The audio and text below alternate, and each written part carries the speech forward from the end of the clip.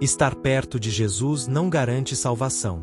A decisão do coração é o que define a eternidade.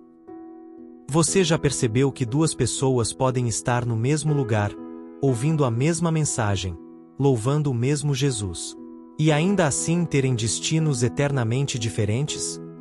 Hoje eu quero te mostrar como isso aconteceu no Calvário, e o que essa cena revela sobre nós. No Gólgota havia 3 cruzes. Na cruz do meio, o Salvador. Nas laterais, 2 criminosos. 3 homens.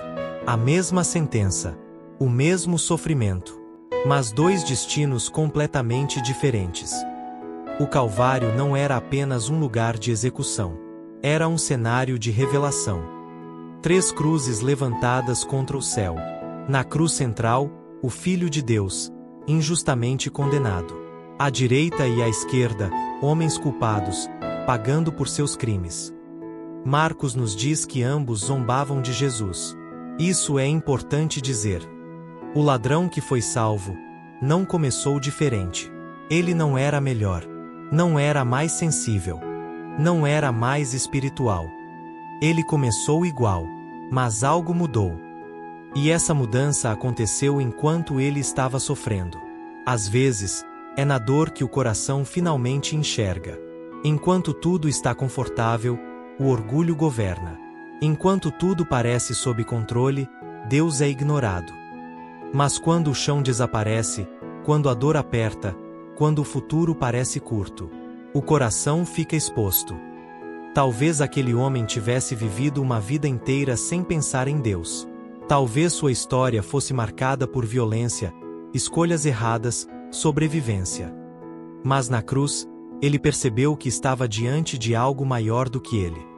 Em Lucas capítulo 23, vemos o contraste. Um dos ladrões continua zombando. Não és tu o Cristo? Salva-te a ti mesmo e a nós. Perceba o pedido. Ele quer livramento imediato. Ele quer sair da cruz. Ele quer alívio, mas não transformação. Ele quer Jesus como escape, não como Senhor. E ainda hoje muita gente se aproxima assim. Quer milagre, quer solução, quer porta aberta, mas não quer rendição. Então o outro ladrão responde: nem sequer temes a Deus? Nós recebemos o que merecemos. Aqui está a primeira evidência de arrependimento verdadeiro. Ele reconhece sua culpa. Vivemos dias em que quase ninguém admite culpa. Sempre há uma justificativa. Sempre há uma explicação. Sempre há alguém para culpar. Mas a graça começa quando a desculpa termina. Aquele homem não minimiza seu pecado. Não compara seus erros. Não negocia. Ele assume. E quando o coração assume, a misericórdia encontra espaço. Ele continua dizendo: este nenhum mal fez. No meio da multidão gritando, no meio da humilhação, no meio do sangue e da dor, ele enxerga a inocência. Enquanto muitos viam apenas um homem derrotado, ele viu pureza. Mais do que isso, ele declara: Senhor, lembra-te de mim quando entrares no teu reino. Que declaração impressionante! Jesus estava pregado numa cruz, sem coroa, sem trono, sem exército, sem aparência de rei. Não havia sinais de vitória naquele cenário. Não havia glória visível. Não havia intervenção sobrenatural aparente. Havia sangue. Havia zombaria. Havia derrota aos olhos humanos. E ainda assim, aquele homem enxergou um reino.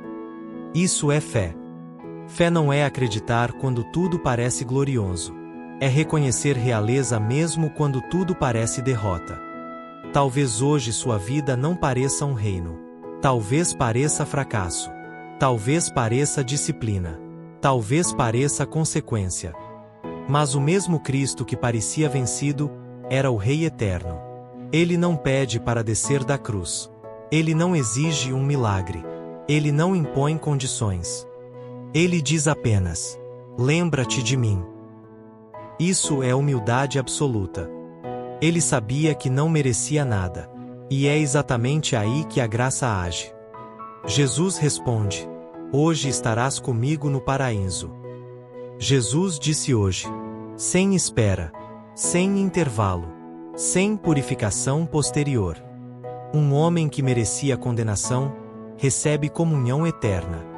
Enquanto o mundo via um criminoso morrendo, o céu via um pecador sendo salvo. E essa história continua acontecendo. Ainda existem dois tipos de reação diante da cruz. Alguns zombam. Alguns adiam. Alguns reconhecem. A proximidade não salva. Estar perto de coisas espirituais não transforma ninguém. Você pode frequentar igreja, assistir vídeos cristãos, conhecer versículos, cantar louvores, consumir conteúdo espiritual todos os dias. Mas informação não é conversão. Exposição não é rendição. Os dois ladrões estavam igualmente perto de Jesus, mas só um se rendeu. A diferença não foi a distância, foi a decisão. Essa história nos ensina duas verdades profundas. Nunca é tarde demais enquanto há vida, mas pode ser cedo demais quando a vida termina. O outro ladrão teve a mesma oportunidade e morreu blasfemando. A cruz revela o coração. E a decisão é pessoal. Naquele dia, um homem parecia completamente perdido, mas foi completamente salvo. Não por obras, não por mérito, não por tempo de serviço religioso, mas por reconhecer o Rei. Talvez você pense que já errou demais, que já se afastou demais, que já desperdiçou oportunidades demais. Mas aquele homem tinha minutos de vida, e ainda assim encontrou eternidade. Enquanto há fôlego, há esperança. A pergunta não é se a graça é suficiente. A pergunta é, qual dos dois personagens você está sendo?